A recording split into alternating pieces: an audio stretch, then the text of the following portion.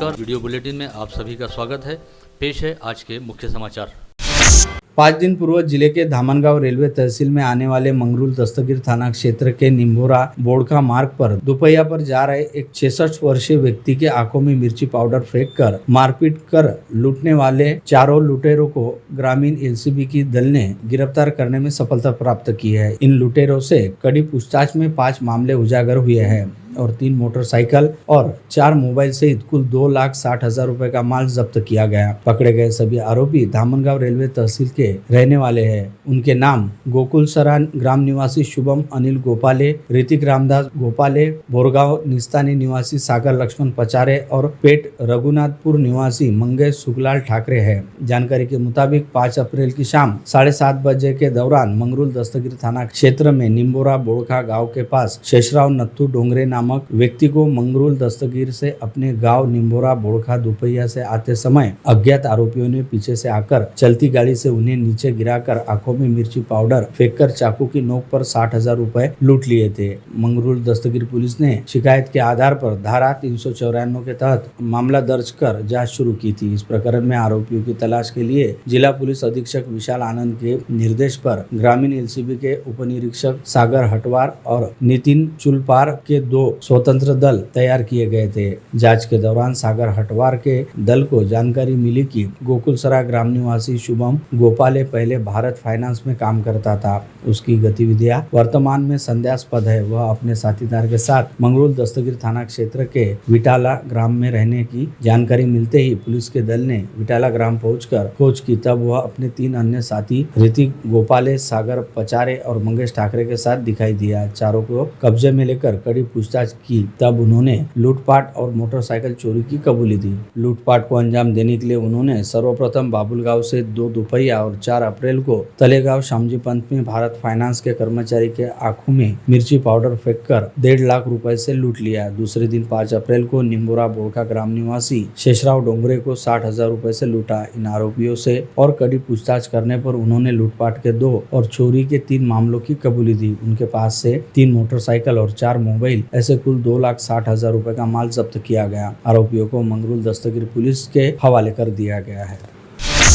अमरावती लोकसभा निर्वाचन क्षेत्र में इन दिनों प्रत्याशियों के चुनाव प्रचार की धूम मची हुई है। बड़ी बड़ी एलईडी स्क्रीन पर बड़े बड़े आवाज में प्रत्याशियों का प्रचार किया जा रहा है। इसके साथ ही मतदाताओं तक अपने नेता की जानकारी, उनके चुनाव चिन्ह की जानकारी पहुंचाने के लिए कार्यकर्ता पदाधिकारी एक गांव से दूसरे गांव, एक मोहल्ले से दूसरे मोहल्ले पहुंच रहे हैं। वहीं दूसरी ओर प्रत्याशी सुबह से लेकर शाम तक हर गाँव कस्बे तक पहुंचकर अपना प्रचार करने में जुटे हैं और विविध पार्टियों के प्रत्याशियों प्रचार के लिए राजनीतिक पार्टी के स्टार प्रचारकों की जाहिर सभा ली जाएगी। इस बीच भाजपा की प्रत्याशी सौ नवनीत राणा इनके प्रचार के लिए उत्तर प्रदेश के मुख्यमंत्री योगी आदित्यनाथ 22 अप्रैल को परतवाड़ा शहर में दाखिल होने जा रहे हैं। भारतीय जनता पार्टी के पूरे देश में दूसरे बड़े नेता अमित शाह अमरावती लोकसभा चुनाव में नवनीत राणा का प्रचार करने के लिए 19 अप्रैल को अमरावती आ रहे हैं। भाजपा के अमरावती लोकसभा प्रमुख जयंत डेहनकर ने अमरावती मंडल को यह जानकारी दी। अमित शाह की दरियापुर में जाहिर सभा रखी गई है। डेहनकर ने बताया कि इसके अलावा अमित शाह के अमरावती दौरे की विस्तृत जानकारी अभी आना बाकी है। हमें मिली जानकारी के अनुसार दरियापुर में सभा के अलावा अभी अमित शाह पदाधिकारियों की बैठक ले सकते हैं।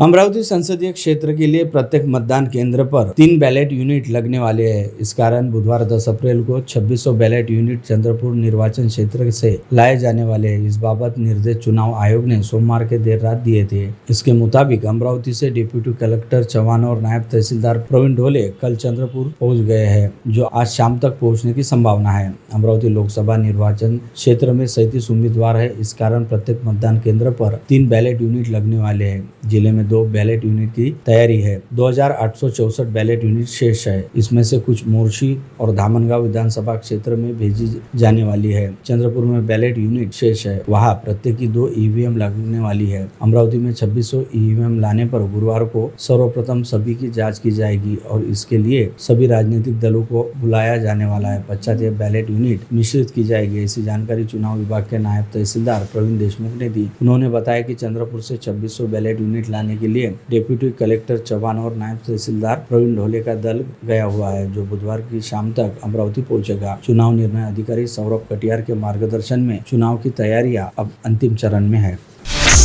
लोकतंत्र की मजबूती के लिए प्रत्येक मतदाता का मतदान महत्वपूर्ण और निर्णायक है। प्रत्येक द्वारा मतदान का हक अदा किए बगैर लोकतंत्र पूरा नहीं होगा। अमरावती लोकसभा के लिए पिछली बार मतदान का प्रतिशत कम था। इस बार यह चित्र बदलने के लिए सभी मतदाता राष्ट्रीय कर्तव्य की भावना से मतदान का प्रमाण बढ़ाकर 75% तक ले जाएंगे, ऐसा विश्वास राज्य के मुख्य चुनाव अधिकारी एस चोकलिंगम ने बुधवार 10 अप्रैल को व्यक्त किया। वे स्थानीय नियोजन भवन में आयोजित समीक्षा बैठक में बोल रहे थे।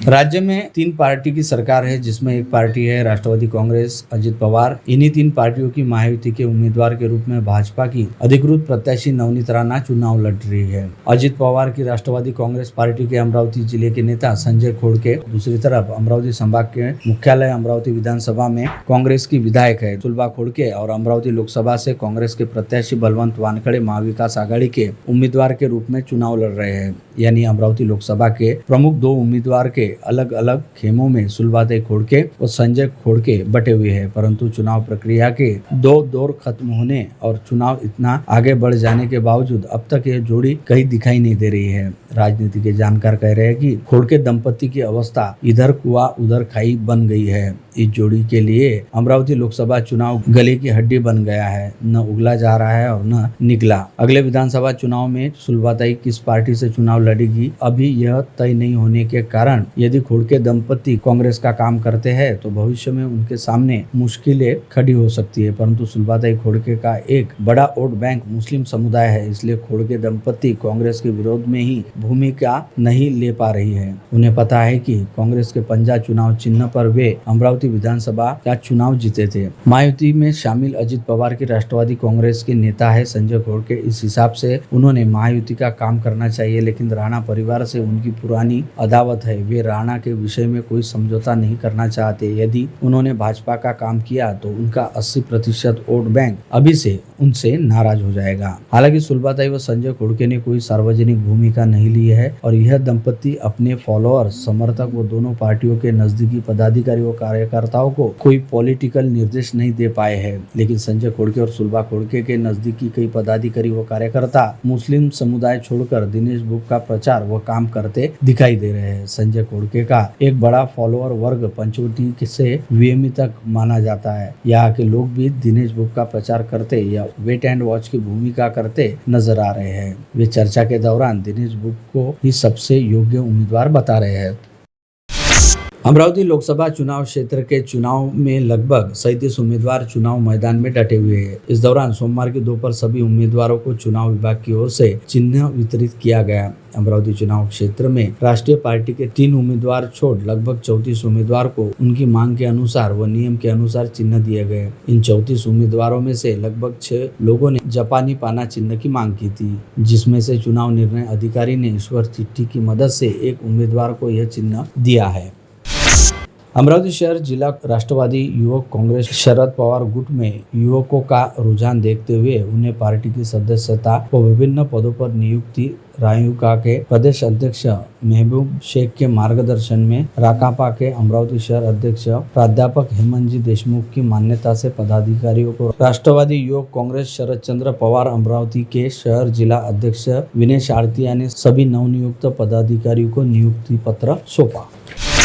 भारत के अग्रणी फंड हाउस में एक ICICI प्रूडेंशियल म्यूचुअल फंड ने ground floor plot number 3/87 sheet number 150-20 Shri Krishna Pet जिला महिला अस्पताल रोड इरविन चौक के पास अमरावती में अपनी शाखा को स्थलांतरित कर दिया है। शाखा का औपचारिक उद्घाटन ROMG क्षेत्रीय प्रमुख गौरव जाजू, क्लस्टर प्रमुख घनश्याम कठोले, शाखा उपंदक और ICICI प्रूडेंशियल MF के अन्य स्टाफ सदस्य और कई अन्य प्रमुख वित्तीय सलाहकारों की मौजूदगी में किया गया। अमरावती कृषि उपज मंडी में इस सप्ताह की शुरुआत से तुअर के भाव प्रति क्विंटल 12,000 रुपए पार हो गए हैं। बुधवार 10 अप्रैल को मीडियम तुअर प्रति क्विंटल 10,500 से 11,500 और ऊंची तुअर 11,500 से 12,300 रुपए बेची गई। वही पिछले सप्ताह तक चना जहां 5100 से 5200 रुपए प्रति क्विंटल था, वह अब 5500 से लेकर 6200 तक प्रति क्विंटल हो गया है। लेकिन पिछले 2 दिनों से जारी बेमौसम बारिश के कारण किसानों का कृषि माल काफी गीला होने से व्यापारियों और किसानों को नुकसान पहुंचा है। सिंधी समाज के इष्ट देव झूलेलाल जयंती के शुभ अवसर पर आज समाज के सभी घरों में तथा मंदिरों में झूलेलाल साईं जी की पूजा अर्चना व आरती की गई। आज शाम शहर के नेहरू मैदान और सिंधु नगर से भव्य शोभा यात्रा निकाली जाने वाली है। झूलेलाल जयंती के अवसर पर शहर की सभी सिंधी पंचायतों द्वारा होलसेल व रिटेल व्यवसायियों से अपने प्रतिष्ठान आज पूरा दिन बंद रखने का आह्वान किया गया था। इसके तहत सभी व्यापारियों ने अपने प्रतिष्ठान बंद रख सुबह से विविध कार्यक्रमों में अपने परिवार के साथ सहभाग लिया।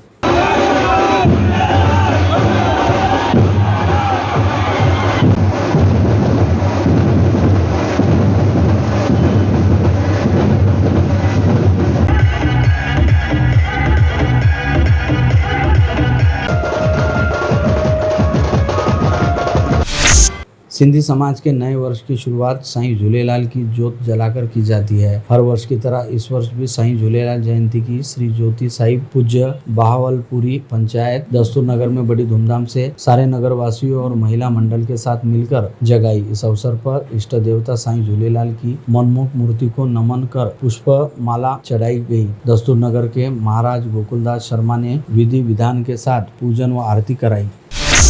सिंधी समाज के इष्ट देव साईं झूलेलाल जयंती चेट्री चंद्र व सिंधी भाषा के पावन पर्व पर आज कंवर नगर में पूज्य दरबार साहिब की नई इमारत का भूमि पूजन किया गया। सिंधी समाज की पूज्य पंचायत कंवर नगर अमरावती के अंतर्गत सुप्रसिद्ध मंदिर जिसे सभी पूज्य दरबार साहिब के नाम से जानते हैं, इसकी नई इमारत का भव्य भूमि पूजन समारोह सुबह 10 बजे कंवर नगर चौक स्थित नवजीवन मेडिकल कॉलेज के पास किया गया। यह समारोह सिंधी समुदाय के परम वंदनीय संत महापुरुष के आशीर्वादों पावन उपस्थिति में संपन्न हुआ। इस गौरवशाली व ऐतिहासिक कार्यक्रम में सिंधी समाज बंधु सपरिवार उपस्थित रहकर समारोह के साक्षी बने।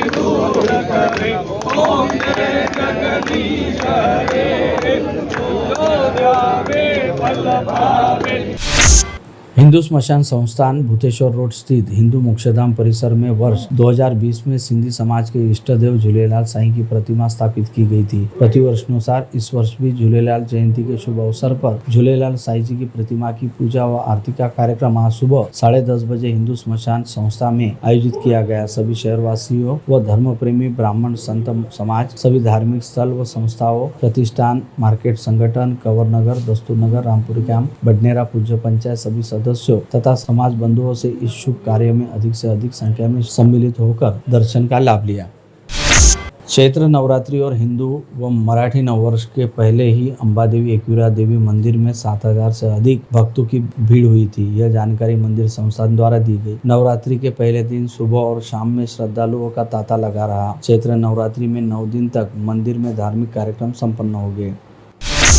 ईद के आगमन के पूर्व ही बच्चे ईद की खुशियां कैसे मनाएं व कहाँ घूमने जाएं, इस बात की प्लानिंग करते रहते हैं। ऐसे में शहर के प्रसिद्ध मेला संचालक हाजी रहीम खान यूसुफ खान व उनके भाइयों द्वारा Walgaon road academic school ground में विगत 10 वर्षों से आनंद मेला सजा कर बच्चों के मनोरंजन का इंतजाम करते हैं। इस मेले का बच्चों को बेसब्री से इंतजार रहता है।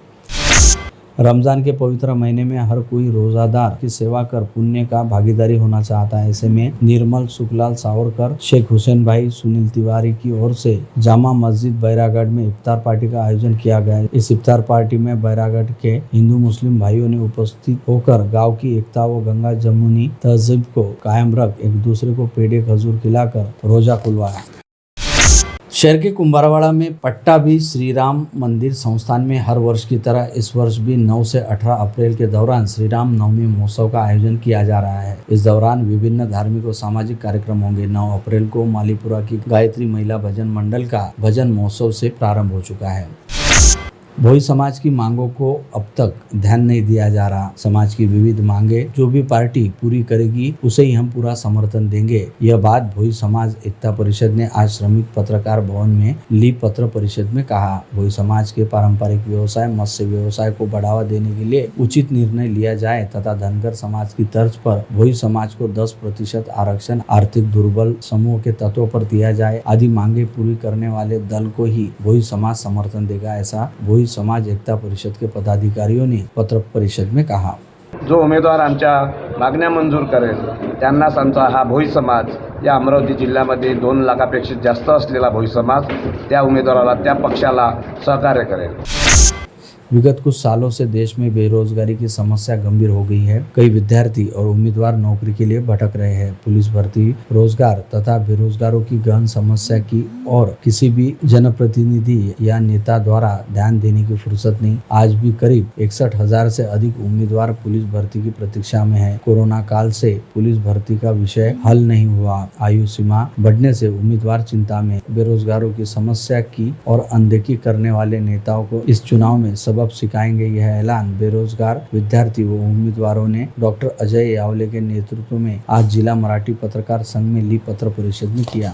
म्हणजे काय ते बेरोजगारी अजूनही तळाचा प्रश्न प्रलंबित आहे। काही ठिकाणी जॉईनिंग दिलेली आहे, 214 भेटत आहे। त्याच्यापेक्षा गहन विषय आहे की पोलीस भरतीचं जे वय आहे सर, ते वय कोरोना काळामुळे 61,000 लोकांचं वय आता वाढलेलं आहे। जर समजा 3 महिने कमीत कमी 3 महिने जरी पोलीस भरतीचं वय वाढवलं सर तर 61,000 मुलं पोलीस भरतीच्या रांगेमध्ये उभे राहतील। महामानव डॉक्टर बाबासाहेब आंबेडकर की 133वीं जयंती निमित्त कांग्रेस नगर रोड स्थित संघमित्ता वसतिगृह मैदान पर भव्य भीम महोत्सव 2024 का आयोजन किया गया। शाम 5 से रात 10 बजे तक 13 व 14 अप्रैल को आयोजित इस महोत्सव में भीमगीत पर नृत्य तथा मान्यवरों का सत्कार समारोह आयोजित किया गया है। इस महोत्सव में युवाओं को एमपीएससी, यूपीएससी, रेलवे भर्ती और पुलिस की पुस्तिका निःशुल्क वितरण किया जाएगा। साथ ही हजारों महिलाओं को विक्टोरिया हार व 133 किलो मोतीचूर के लड्डू का वितरण भी किया जाएगा। इस कार्यक्रम में शिवसेना शिंदे गुट के वरिष्ठ नेता नानकराम मेघनानी, समाजसेवी चंद्र कुमार जाजोदिया और पूर्व लेडी गवर्नर कमलाताई गवई उपस्थित रहेंगे। भव्य भीम महोत्सव का आयोजन किया गया है। इस कार्यक्रम का मैं नानकराम मेघनानी स्वागत अध्यक्ष हूँ। मैं शिंदेगढ़ का नेता हूँ और शिंदेगढ़ के महाराष्ट्र सिंधी संगठन का जो है उसका मैं महाराष्ट्र का अध्यक्ष हूँ और इस माध्यम से सांस्कृतिक कार्य, गोरगरीब बच्चों को किताब बाँटप और सांस्कृतिक कार्य और अन्य प्रतिष्ठित जो अच्छे पदों पे है उनका सत्कार समारोह है। और बाबा साहेब आंबेडकर जो कि देश के देवत के रूप में हैं, उनके निमित्त व्याख्यान वगैरह सब कार्यक्रम है।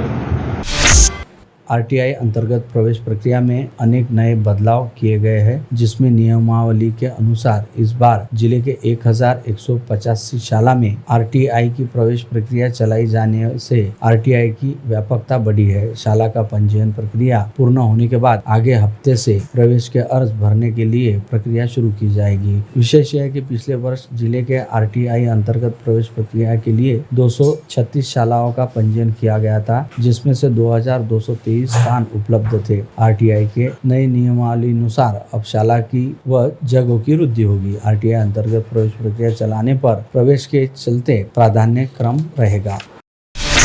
एक प्रचार सभा निपटाकर वापस जाते समय कांग्रेस के प्रदेश अध्यक्ष नाना पटोले की कार का एक्सीडेंट हो गया। भंडारा शहर के नजदीक भिलेवाड़ा गांव के पास कल मध्य रात्रि में यह दुर्घटना हुई, जिसमें कार का काफी नुकसान हुआ। कल अपनी एक सुनिश्चित प्रचार सभा निपटाकर सुखली गांव जाते समय नाना पटोले सड़क के किनारे रुके थे। उनकी कार खड़ी थी। अचानक पीछे से आने वाले ट्रक ने खड़ी कार को जोरदार टक्कर मार दी। नाना बाल बाल बचे। दुर्घटना की जानकारी मिलते ही पुलिस घटनास्थल पर पहुंच चुकी थी। आगे जांच जारी है। ट्रक चालक का ट्रक पर से नियंत्रण छूटने के कारण यह दुर्घटना हुई।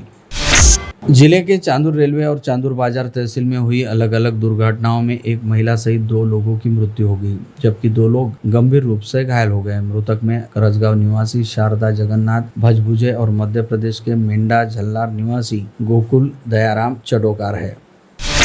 बडनेरा शहर के जय हिंद चौक के पास से 4 दिन पूर्व अपहरण किए गए घुमंतु महिला के 4 वर्षीय बालक की खोज के लिए शहर पुलिस प्रशासक अथक प्रयास कर रहा है। घटना वाले दिन यानी 6 अप्रैल अपहरणकर्ता शहर के किसी होटल अथवा लॉज में तो नहीं रुके थे। इस बाबत जानकारी प्राप्त करने के लिए अब पुलिस ने जांच शुरू की है। इसी के तहत मंगलवार की रात अमरावती और बडनेरा शहर के सभी होटल और लॉज की जाँच कर रिकॉर्ड देखे गए।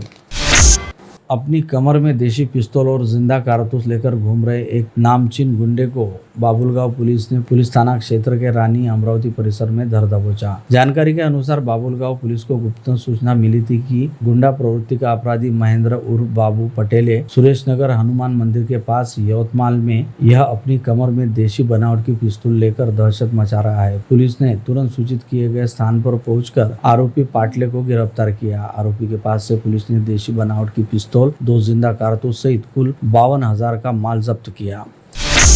10 दिन पूर्व राजापेट थाना क्षेत्र के मुदलकर पेट के इंसाकार्ट कंपनी से विविध कंपनी के मोबाइल सहित कुल 4,14,872 रुपए का माल चोरी होने के मामले में राजापेट पुलिस के दल ने कंपनी के नौकर को ही गिरफ्तार कर उसके पास से 57,500 रुपए का माल जब्त कर लिया है। आरोपी की निशानदेही पर अन्य माल जब्त करने की प्रक्रिया जारी है। पकड़े गए आरोपी का नाम दरियापुर के गांधीनगर निवासी संजोग रघुनाथ विल्लेकर है।